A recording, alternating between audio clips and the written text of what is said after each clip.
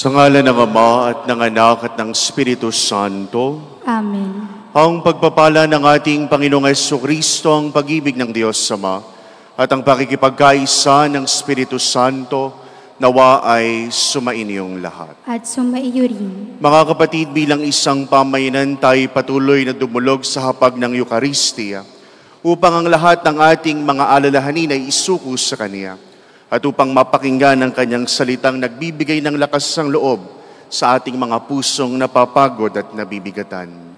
Sa pasimula ng ating pagdiriwang, sa paggunita natin sa kabanal-banal ng ngalan ng Birheng Maria, aminin muna natin ang ating mga kasalanan upang tayo maging marapat sa ating banal na pagdiriwang.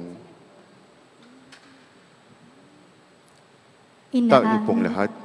Inaamin ko sa makapangyarihang Diyos at sa inyong mga kapatid, na lubha akong nagkasala sa isip, sa salita at sa gawa, at sa aking pagkukulang, kaya isinasamo ko sa mahal na Birheng Maria, sa lahat ng mga anghel at mga banal, at sa inyong mga kapatid, na ako'y panalangin sa Panginoong ating Diyos.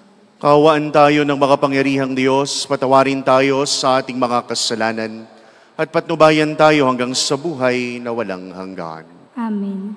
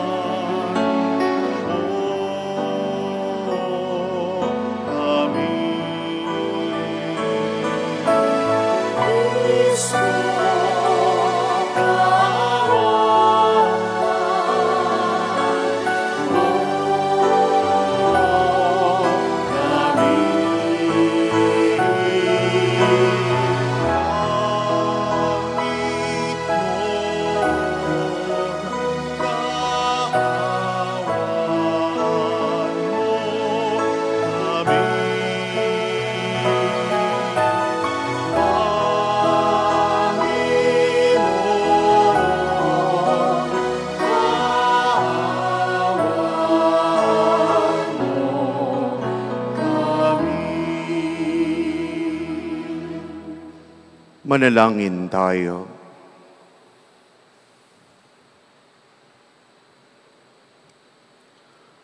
Ama naming makapangyarihan, kaming mga tinubos mo at kinupkop, ay tunghayan mo ngayon sa iyong kagandahang loob, upang sa pagsampalataya sa anak mong si Kristo, makamtan ng kalayaan at pamanas sa piling mo, sa pamamagitan niyang kasama ng Espiritu Santo, magpa sa walang hanggan. Amen. Magsiupo ang lahat. Ang salita ng Diyos mula sa sulat ni Apostol San Pablo sa mga taga-Kolosas. Mga kapatid, yamang tinanggap ninyong Panginoon si Kristo Jesus, mamuhay kayo sa paraang karapat-dapat sa Kanya. Manatili kayo sa Kanya at isalig sa Kanya ang inyong buhay. Magpakatibay kayo sa pananampalatayang itinuro sa inyo at laging magpasalamat sa Diyos. Mag-ingat kayo upang hindi mabihag ninuman sa pamamagitan ng walang kabuluhan at magdarayang aral at hindi nasasali kay Kristo, kundi sa sabi-sabi ng matatanda at sa mga tuntunin ng sanlibutan. Sapagkat ang buong kalikasan ng Diyos ay na kay Kristo, nang siya ay maging tao, at dahil sa inyong pakikipag-isa sa Kanya, naging ganap ang inyong buhay. Sakop niya ang lahat na kapangyarihan at kapamahalaan.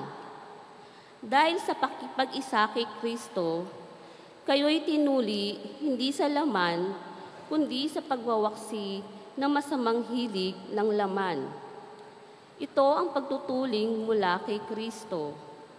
Nang kayo'y binyagan, nalibing kayong kasama ni Kristo at muling nabuhay na kasama niya dahil sa inyong pananalig sa kapangyarihan ng Diyos na muling bumuhay sa Kanya. Kayong mga hintil na dating patay dahil sa kasalanan ay muling binuhay ng Diyos na kasama ni Kristo. Pinatawad niya tayo sa ating mga kasalanan at pinawalang bisa ang lahat ng kasulatan laban sa atin, pati mga pananagutang kaugnay nito. Pinawi niya ang lahat ng ito nang ipako siya sa krus. Sa pamamagitan ng kanyang kamatayan sa krus, nilupig niya ang mga pinuno at kapangyarihan ng sanlibutan. Ang mga ito'y parang mga bihag na kanyang ipinarada sa madla bilang katunayan ng kanyang pagtatagumpay. Ang salita ng Diyos. Salamat sa Diyos. Ang Diyos ay mapagmahal, tanay pinauunlakan. Ang Diyos ay mapagmahal, tanay pinauunlakan. Ang kadakilaan ng Diyos ko at hari aking iahayag. Di ko titigilan magpakailanman ang magpasalamat. Aking pupurihit, pasasalamatan siya araw-araw. Di ako titigil ng pasasalamat magpakailanman. Ang Diyos ay mapagmahal, tanay pinauunlakan. Ang Panginoong Diyos ay puspos ng pag-ibig at libos ng habag. Banayad magalit, ang pag-ibig niya'y hindi kumukupas. Siya ay mabuti at kahit kanino'y hindi siya nagtatangi. Sa kanyang nilikha, ang pagtingin niya ay mamamalagi. Ang Diyos ay mapagmahal, tanay pinauunlakan. Magpupuring lahat sa iyo, O Panginoon, ang iyong nilalahang. Lahat mong nilikha ay pupurihin ka't pasasalamatan. Babanggitin nilang tunay na dakila ang iyong kaharian at ibabalitang tunay kang dakila't makapangyarihan. Ang Diyos ay mapagmahal, tanay pinauunlakan. Magsitayo ang lahat.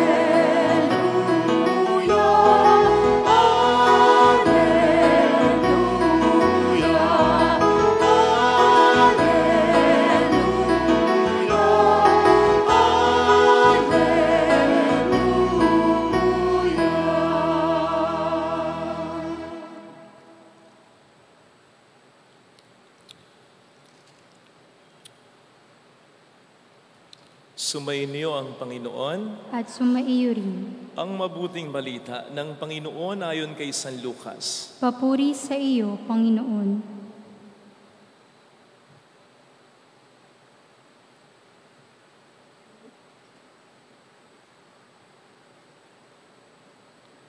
Noong panahong iyon, umahon si Jesus sa isang burol at magdamag doong nanalangin. Kinaumagahan, tinawag niya ang kanyang mga alagad at pumili siya ng 12 sa kanila na tinawag niyang mga apostol. Si Simon na pinangalanan niyang Pedro at si Andres na kaniyang kapatid, sina Santiago, Juan, Felipe, Bartolome, Mateo, Tomas at Santiago na anak ni Alfeo, si Simon ang Makabayan, si Judas na anak ni Santiago, at si Judas Iscariote na naging taksil. Bumaba si Jesus kasama nila at tumayo sa isang patag na lugar. Naroon ang marami sa kaniyang mga alagad at napakaraming tao buhat sa Judea at Jerusalem at sa mga bayan sa baybaying dagat ng Tiro at Sidon. Pumaroon sila upang makinig sa kaniya at magpagaling sa kanilang mga karamdaman. Pinagaling din niya ang mga pinahihirapan ng masamang espiritu at sinikap ng lahat ng tao na mahipo siya sapagkat may taglay siyang kapangyarihang makapagpagaling ng lahat. Mga kapatid, ang mabuting balita ng Panginoon. Pinupuri ka namin, Panginoong Hesukristo.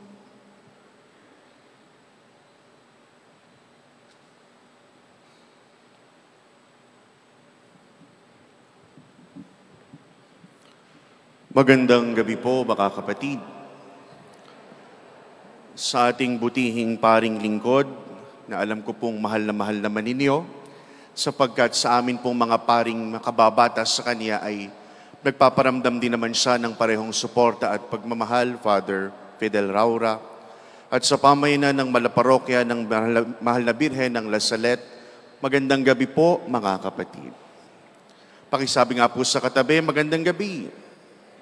Palakpakan po natin ang Panginoon. Sa pagpapatuloy ng ating nobenaryo para sa kapistahan ng ating mahal na ina, tayo'y minsan pang inaaralan ng Diyos tungkol sa pamumuhay Kristiyano at sa araw na ito nga po ay binibigay sa atin ang pagtawag ng Panginoon sa kanyang mga alagad na sa huli ay sinugo naman niya. Ngunit bago ang pagpili, matatas na sinabi sa atin, umahon si Jesus sa isang burol at magdamag doong nanalangin. Hindi naman po bago sa atin ang usapin ng pananalangin. Kapag sinasabi ang pananampalataya, hindi po maipapalit dito at hindi maikakaila na tayo'y tinuturuang manalangin. Pero sa diwa po ng ating pagpapalalim ng pananampalataya, the question is not just how often do you pray? Kasi po kapag pinag-uusapan ng panalangin, anong sasabihin natin? Nagdadasal naman po ako. Pagkagising, nagdadasal po ako. Tama naman yon. Bago at pagkatapos kumain, nagdadasal ako. Tama naman yon. Bago po matulog, nagdadasal naman ako. Tama naman yon.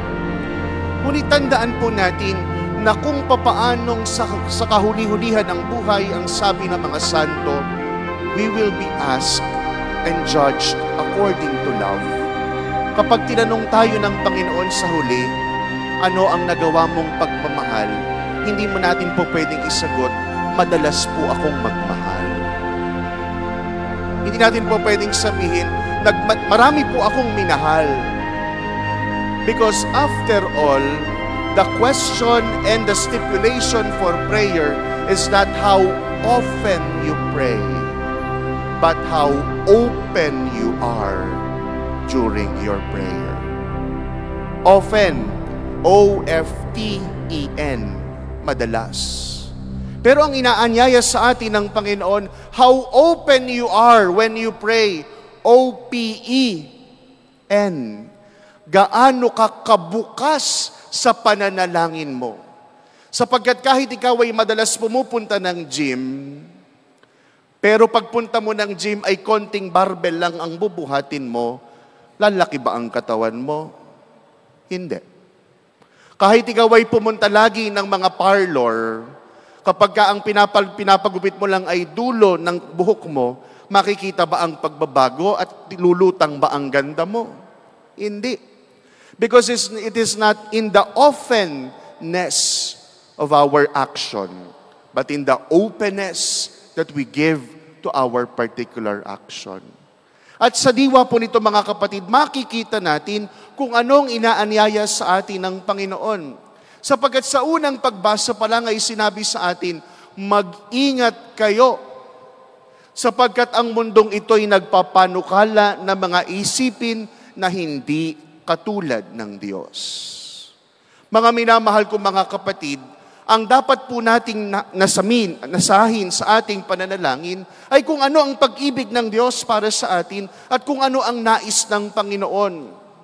Kahit na sabihin ng daigdig na tayo'y walang kwenta, walang bisa, walang mararating o wala ka ng kagalingan sa iyong pinagdaraanan, hanggang hindi ang Diyos ang nagsasabi, huwag tayong titigil. Hanggang hindi ang Panginoon ang nagtatakda na ito lang ang kaya mong marating sa buhay, hindi tayo titigil. Bakit? Sapagkat tanging sa Diyos lamang tayo magtitiwala. Tayo pa namang mga Pilipino, ang dami nating pamahiin. Pamahiin sa birthday, pamahiin sa kasal, pamahiin sa patay. Minsan po sa gawin namin sa Bustos, meron akong kamag-anak na namatay. At ang sabi ko napansin ko kasi napakarumi nung paligid ng bahay. Kaya ang sabi ko, bakit hindi kayo magwalis? Nakakahiya sa mga tao. Ano pong sabi ng mga kamag-anak ko? Bawal. Sabi ko, bakit daw? Sino may sabi? Sabi nila. Sabi ko, sino ba yung sila na yan? Mga minamahal ko mga kapatid, hindi po maghihuhuli ito sa kung ano ang sinasabi nila tungkol sa iyo, laban sa kung ano ang sinasabi ng Diyos sa iyo. Hanggang hindi ang Diyos ang nagsasabi na mamamatay ka, huwag kang maniniwala. Amen?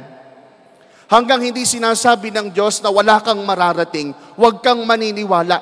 Kahit pa sabihin ng amo mo, ng mga kaibigan mo, o ng mga taong nakapaligid sa iyo na wala kang mararating, hanggang hindi ang Diyos ang nagsasabi, hindi tayo magtitiwala. Tangi at tangi ang Diyos lamang ang aasahan nating magbibigay linaw sa mga bagay na ito. At sasabihin natin, paano ko po madidinig ang boses ng Panginoon na nagsasabi sa akin ng mga bagay na ito? Katulad ng ugnayan natin sa mga tao, ito'y makikita sa lalim ng pakikipag-ugnayan. Kung kayo po ba'y may mga pamangkin na mga binatilyo at mga dalagita, mga anak, pinsan, o kakilalang binatilyo at dalagita, pansinin po ninyo, kapag bago-bago pa lang nagkakajowa, mula pagsikat hanggang paglubog ng araw, magkausap yung bagong magjowa. Nasa eskwelahan, magkatabi yan, magkakulyapot yan. Kahit sa kainan, magkatabi yan. Laging nag-uusap yan. Pero mga minamahal ko mga kapatid, pansinin ninyo, kapag matagal ng mag-asawa, madalas pa bang mag-text? Madalas pa bang magtawagan? Hindi na. Minsan po'y dumalaw ako sa isang matandang mag-asawa. Sila po'y pareho ng pensyonado, octogenarian. 86 yung lalaki, 85 yung babae. Ano nang ginagawa nila sa maghapon? Pagkagising po, haharap sa malaking bintana na nasa may kalsada, mauupo sa silyon yung mag-asawa. At anong ginagawa nila doon? Wala na. Nanunood na lang ng dumadaang sasakyan. Pero masasabi ba natin na hindi sila nagmamahalan? May sinasabi ba yung lalaki sa kanyang asawa, darling, I love you? Wala na. May sinasabi ba yung babae, darling, I love you? Wala na. Kaya po sa mga mister dito, kung ngayon po'y maingay pa ang mga asawa ninyo, darating po ang panahon, tatahimik din sila. Intayin nyo lang. Antabayanan nyo lang. Pagtanda-tanda nyo ng konti, hindi na masyadong magsasalita yan. Pero hindi ibig sabihin noon, wala ng pagmamahal.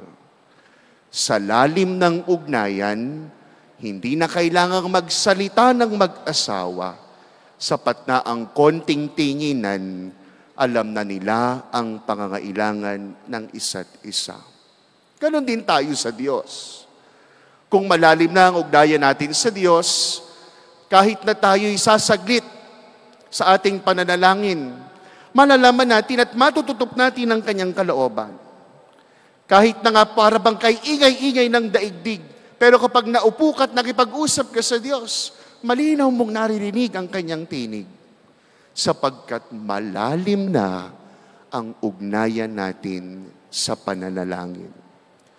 Gayun din naman po, tandaan natin na bagamat ang Panginoon ay nagdasal bago piliin ang kanyang 12 alagad, may pumalpak sa pagpili ng Diyos. Sino ang huling binanggit? Judas. Lakasan po ninyo, Judas Iscariote. Lord, bakit parang failure? Lord, bakit parang mali? Okay yung 11, pero palpak yung huli. Anong sabi sa atin? Si Judas Iscariote nakatakdang magkanulo sa Diyos. Pinagdasalan mo naman, Lord. Bakit ka nagkamali ng pagpili? Mga minamahal kong mga kapatid, tandaan po natin na ang pananalangin ay nagbibigay sa atin ng disposisyon ng pakiusap sa Panginoon, samahan mo ako sa aking gagawin. Ibang-iba sa katuruan at pag-iisip ng iba na, Lord, mauna ka na, ihanda mo ang lahat ng dapat kong daanan. Magkaiba yon. Lord, journey with me. Sa Lord, come ahead of me. Pagka sinabing mauna ka na, inuutusan mo ang Diyos. Pero kapag sinabi mong kaagapayanan mo ako, Panginoon, bumalpak man, pumalya man, alam mo kung sino ang kasama mo. Alam mo kung sino ang kaagapay mo. At hindi ka mangangamba sa kung ano ang gagawin mo. Bakit? Kasi may kasandigan ka. May kaisa ka. May kaagapay ka sa paglalakbay mo. Napakaganda ng construction ng inyong simbahan. I myself am interested in construction. Pero kung titingnan po natin sa panalangin, seemingly, madalas ang mga tao ang tingin sa Diyos, kontraktor. Ano yung kontraktor? May nasa isip na akong design, ikaw kontraktor, gawin mo yan. Gusto ko ganito ang dimension, ganito lapad, ganito kulay, gawin mo yan ha, kontraktor ka. But the Lord is never just a contractor. Hindi natin siya dinidiktahan. Ano siya? Kapwa natin taga-debuho ng disenyo. Kapwa nating nag-iisip at nagninilay sa dapat gawin. Hindi natin pinangungunahan ng Diyos. Hindi natin pinauuna lang ang Diyos. Pinakikiusapan natin ng Diyos na sa paglalakbay natin sa pananampalataya, samahan niya tayo. At saan natin ito matututop? Sa pananalangin. Not in the often prayers, but in the open prayer we say. Kapag ba tayo nagdadasal, kapag may misa si Father Fidel, madalas tayong nasa simbahan. But the question, more than often, are you open with your prayers?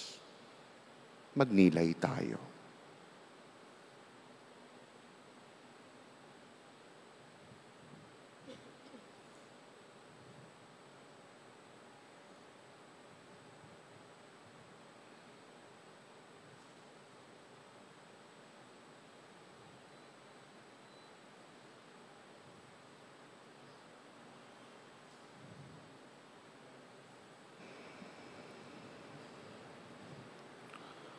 Tinatawag tayo ng Diyos bilang kanyang hinirang upang sundin ang kanyang kalooban.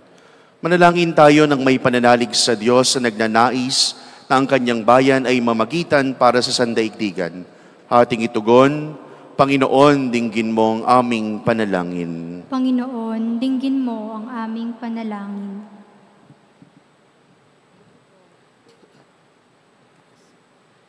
Ang simbahan sa pamamagitan ng Santo Papa at ng mga obispo naway umakay sa atin sa kaganapan ng buhay Kristiyano.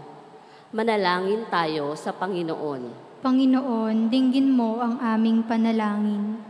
Ang mga mambabatas, naway gabayan ng ating bayan para sa kasiguraduhan ng kinabukasan at kaunlaran ng ating bayan. Manalangin tayo sa Panginoon. Panginoon, dinggin mo ang aming panalangin. Tayo naway magsumikap at maging tapat sa ating bokasyon na itinakda ng Diyos para gampanan natin. Manalangin tayo sa Panginoon. Panginoon, dinggin mo ang aming panalangin. Ang mga matatanda, may sakit at nalulumbay, naway matagpuan ang presensya ng Diyos sa kanilang mga pagsubok at paghihirap. Manalangin tayo sa Panginoon. Panginoon, dinggin mo ang aming panalangin. Ang mga yumao, naway mamahinga sa kapayapaan ng kaharian ng Diyos. Manalangin tayo sa Panginoon. Panginoon, dinggin mo ang aming panalangin. Sa katahimikan ng ating mga puso, ipagkatiwala natin ngayon sa Diyos ang lahat ng ating kahilingan.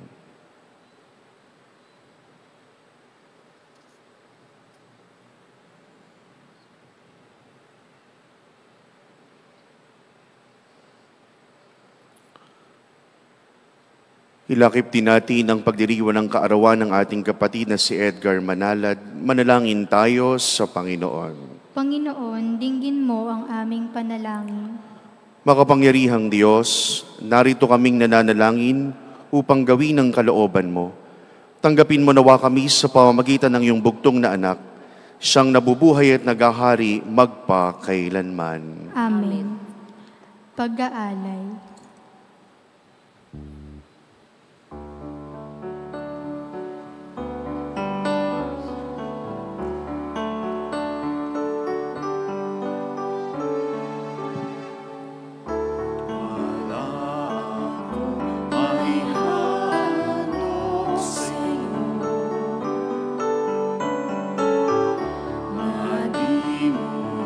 Sa kabutihan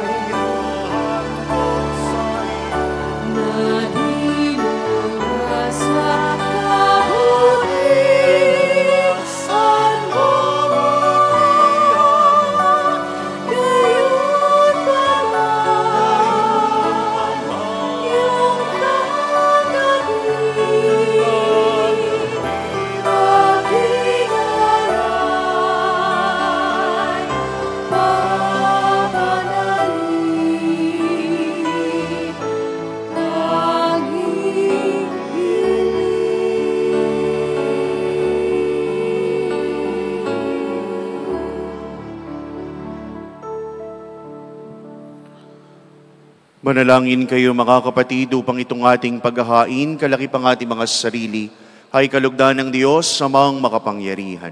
Tanggapin nawa ng Panginoon itong paghahain sa iyong mga kamay, sa kapurihan niya at karangalan sa ating kapakinabangan at sa buong sambayanan niyang banal. Ama naming lumikha, ikaw ang gumagawa ng wagas sa katapatan at kapayapaan. Ipagkaloob mong iyong kadakilaan ay aming handugan, ng iyong minamarapat na aming maialay, at naway magkaisa kami sa pakikinabang sa banal na paghahain ngayoy pinagdiriwang, sa pamamagitan ni Jesucristong kasama ng Espiritu Santo, magpa sa walang hanggan. Amen. Sumainyo ang Panginoon. At sumaiyo rin. Taas sa Diyos ang inyong puso at diwa. Itinaas na namin sa Panginoon. Pasalamatan natin ang Panginoong ating Diyos. Marapat na siya ay pasalamatan. Ama naming makapangyarihan, tunay ngang marapat na ikaw ay aming pasalamatan. Sa iyong paglingap at kagandahang loob, ang tao'y nilikha mo at pinangangasiwa sa sangsinukob. Sa hangad mong siya'y iwastong lubos, siya'y pinagtiis mo sa kanyang pagtalikod. Sa iyong pagiliw, iyong ipinahintulot na makabalik siya sa pamamagitan ni Kristo Jesus. Kaya, kaysa ng mga anghel na nagsisiyawit ng papuri sa iyong walang humpay sa kalangitan, kami nagbubuni sa iyong kadakilaan.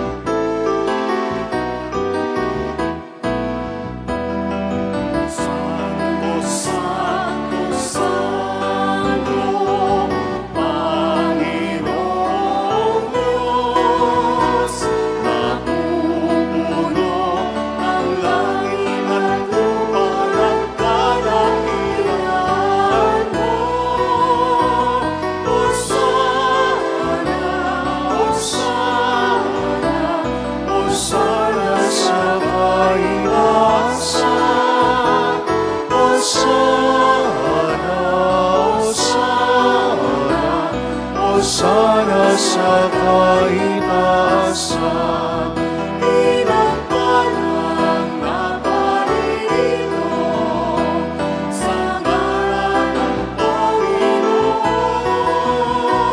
Hosana, Hosana, Hosana sa kaitaasan, Hosana, Hosana sa kaitaasan.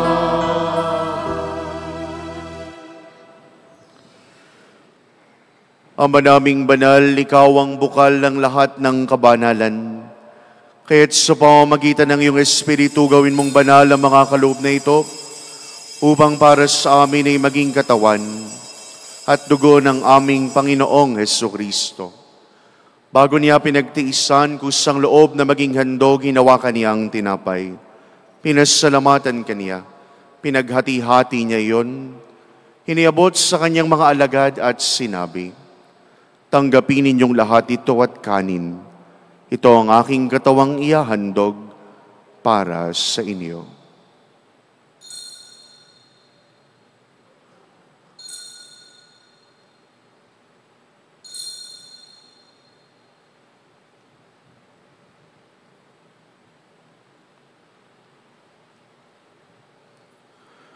Gayun din naman nung matapos ang hapunan, hinawakan niya ang kalis. Muli kanyang pinasalamatan.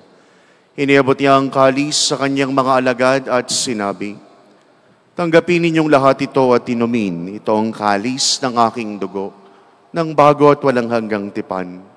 Ang aking dugong ibubuhos para sa inyo at para sa lahat sa ikapagpapatawad ng mga kasalanan.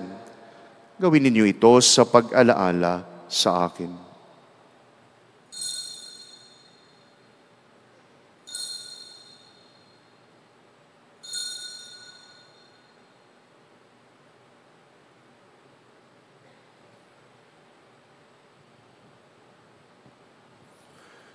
Ipagbuni natin ang misteryo ng pananampalataya.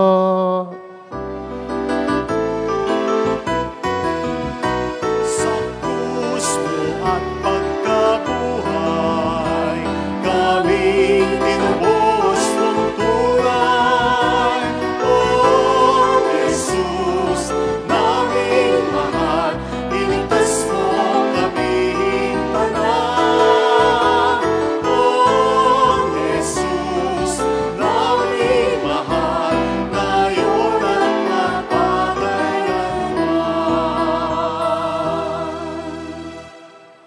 Ama, ginagawa namin ngayon ang pag-alaala sa pagkamatay at muling pagkabuhay ng iyong anak. Kaya tinialay namin sa iyo ang tinapay na nagbibigay buhay at ang kalis na nagkakaloob ng kaligtasan. Kami nagpapasalamat dahil kami yung minarapat tumayo sa harap mo para maglingkod sa iyo. Sinasamo namin kaming magsasalo-salo sa katawan at dugo ni Kristo ay mabuklod sa pagkakaisa sa pamamagitan ng Espiritu Santo. Ama, lingapin mo ang iyong simbahang laganap sa buong daigdig. Puspusin mo po kami sa pag-ibig. Kaysa ni Francisco na aming Papa, ni Dennis na aming Obispo at ng Tanang Kaparian. Alalahanin mo rin po ang mga kapatid naming nahimlay nang may pag-asang sila'y muling mabubuhay, gayon din ang lahat ng mga pumanaw. Kaawaan mo sila at patuloyin sa iyong kaliwanagan. Kaawaan mo at paging tapatin kaming lahat na makasalo sa iyong buhay na walang wakas. Kaysa ang mahal na Birhen ng Lazaret, ang ina ng Diyos, kaisa ni San Jose ang kabiyak ng kanyang puso, lahat ng mga apostol at ng lahat ng mga banal na namuhay dito sa daigdig ng kalugod-lugod sa iyo, may pagdiwang nawa namin ang pagupuri sa ikararangal mo sa pamamagitan ng iyong anak na aming Panginoong Hesukristo. Sa pamamagitan ni Kristo, kasama niya at sa Kanya, ang lahat ng parangal at papuri ay sa iyo, Diyos Amang makapangyarihan, kasama ng Espiritu Santo, magpasawalang hanggan.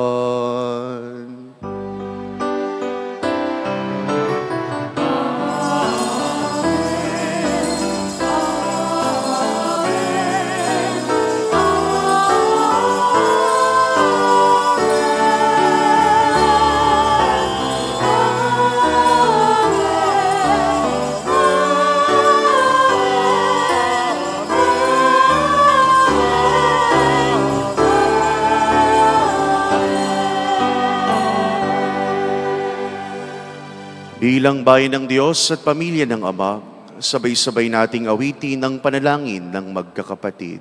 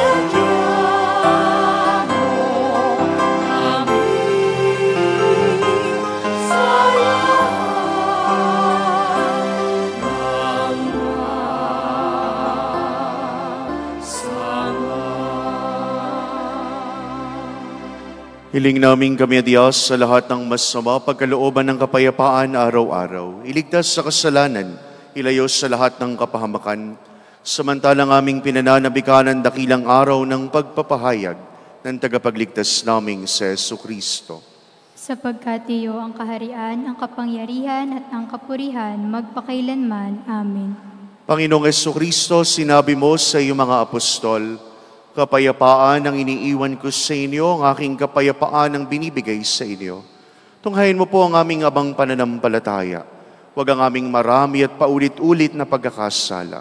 Pagkalooban mo kami ng kapayapaan at pagkakaisa ayon sa iyong kalooban, kasama ng Espiritu Santo, magpa sa walang hanggan.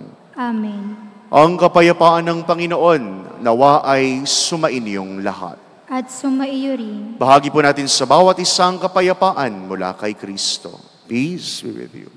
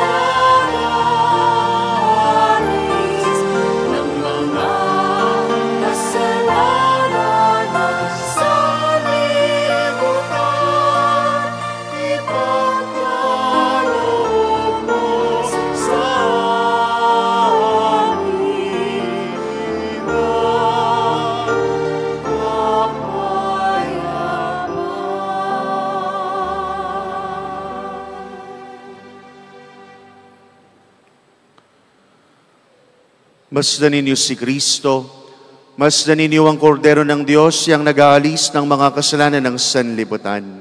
Mapapalad tayong tumanggap ng paanyaya sa piging ng kaniyang pagmamahal. Panginoon, hindi ako karapat-dapat na magpatuloy sa iyo, ngunit sa isang salita mo lamang ay gagaling na ako. Corpus et sanguis Christi, custodiet me in vitam aeternam.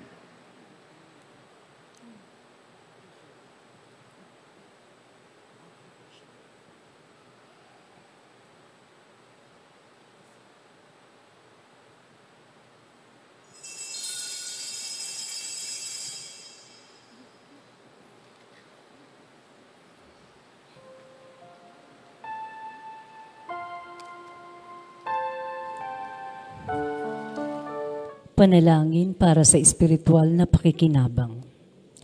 Panginoong Hesus, ako ay naniniwala na ikaw ay nasa kabanal-banalang sakramento. Iniibig kita ng higit sa lahat at ninanasa kong tanggapin ka sa aking kaluluwa. Sapagkat sa mga sandaling ito, hindi kita matatanggap sa sakramento. Tumuloy ka sa espiritu sa aking puso. Niyayakap kita na parabang naririto ka na. Inaalay ko ng buong buo ang aking sarili sa iyo. Huwag mong hayaang mawalay ako sa iyo. Amen. Kaligtasan, iligtas mo sana ako sa pag-usig ng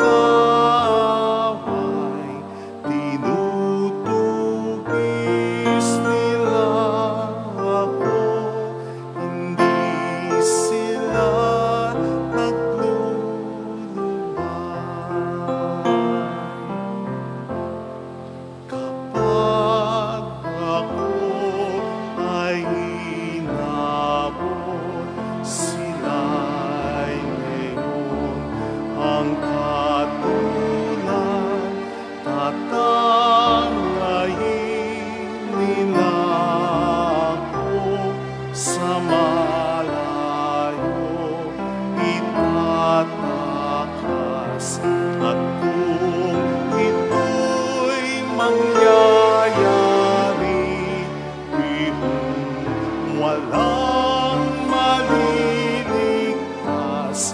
tuturuin nila ako, lulurahin, walang abang.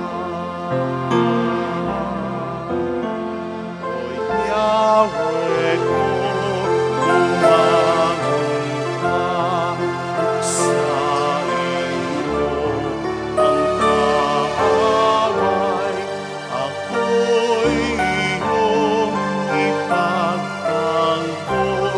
sa malapit nilang kamay.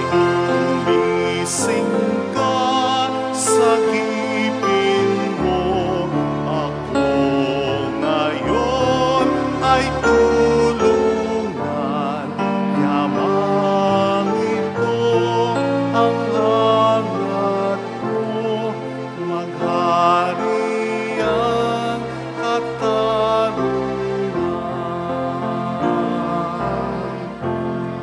O Yahweh ko, o aking Diyos, sa iyo ko nasunungan.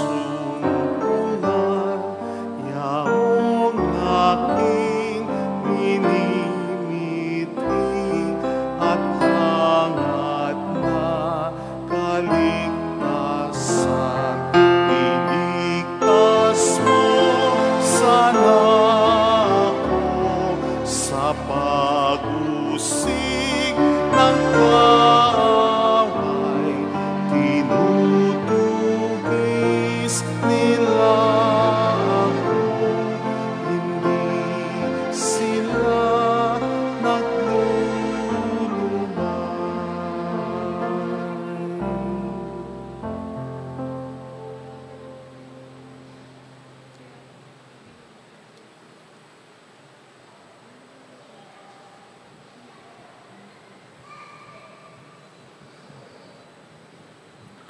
Manalangin tayo. Ama naming mapagmahal, kaming pinapagsalo mo sa iyong salita at piging na banal, ay iyong pinalalakas at iyong binubuhay. Pagindapatin mong kami makapakinabang sa buhay ng iyong anak, na para sa aming sarili niya ang alay, bilang siyang aming tagapamagitan kasama mo at ng Espiritu Santo, magpa sa walang hanggan. Amen. Father Kim, sa ngalan po ng PPC, nandito si Ate Mirna, sa ngalan ng mga nag-ermano ngayon, si Ate Cynthia, Ate Ada, Ate Dara, Ate Melissa, Ate Lori, at Kuya Ricky, sa ngalan po ng mga madre dito, ng Our Lady of Lazaret, sa ngalan po ng buong pamayanan sa Kwasay Parish na ito, kami po ay nagpapasalamat sa panahon na binigay ninyo sa pagpapaunlak. Salamat, Father, lalo na sa magandang humilya na yung ating pagdarasal na madalas ay dapat mag-lead sa atin sa pagiging bukas sa ating pagdarasal. Maraming palakpakan po natin siya. Thank you po. Nais ko rin pong pasalamatan ang paanyaya ng isang mabuting kapatid na pari. Hindi ko po kayang pahindian si Father Fidel sapagkat bagong ordina po kami noon. Siya ang kauna-unahang paring nag-text sa akin at sinabi, Father, basta may maitutulong ako bilang kapatid na pari sa iyo, huwag kang mag-aatubiling magsabi. Kaya po yung pagmamahal ng isang kapatid na pari, kung papaanong nararamdaman ninyo dito sa ating pamayanan, ay totoo po yun kahit saan man siya pumunta, kahit sino man ang kaharap niya, ay pagmamahal ng Diyos ang kanyang pinadadama. Palakpakan nga po natin ang ating pari. Salamat po sa magandang karanasang ito na babaunin ko sa aking ministeryo sa patuloy nating pagtahak sa landas ng buhay at kabanalan. Maraming salamat po sa inyong lahat mga kapatid na naglaan ng oras upang tayo makapagsama-sama sa banal na pagdiriwang para sa gabing ito. Sumainyo ang Panginoon. At sumaiyo rin. Iyuko ninyo ang inyong mga ulo at tanggapin ang pagbabasbas. Gabayan nawa kayo't ingatan ng Panginoon ngayon at magpakailanman. Naway kahabagan niya kayo't subaybayan ngayon at magpakailanman. Amen. Lingapin nawa niya kayo't bigyang kapayapaan ngayon at magpakailanman. Amen. at kaisa ng lahat ng inyong mga mahal sa buhay, kayo naway pagpalain ng makapangyarihang Diyos, Ama at Anak at Espiritu Santo. Amen. Tapos na ang ating pagdiriwang, humayo kayong lumalawig sa pananampalataya at lumalalim sa pag-ibig. Salamat sa Diyos. Purihin palakpakan po natin ng Panginoon. Salamat po makabuluhang gabi para sa bawat isa. Salve Regina, Mater Misericordiae, vita dulcedo, espes nostra salve. Padre clamamus, exules Filii Evae, ante suspiramus, gementes semper in ad lacrimarum vale. Ea ergo, annunata nostra, minus tuos, misericordes oculos, ad nos converte. Et Jesum, benedictum fructum ventris tui, nobis usum exilium ostende. Omenes, Gloria,